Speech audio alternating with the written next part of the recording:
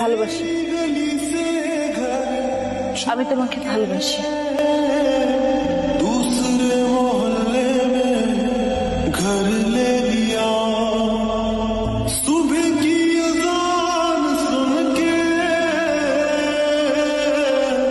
नमाज की जगह पे तेरा नाम ले लिया पर मेरी सुनी ना गैर हो गया और दुनिया का हमसे भी तो बैर हो गया हो कहीं तन्हा न रह जाएंगे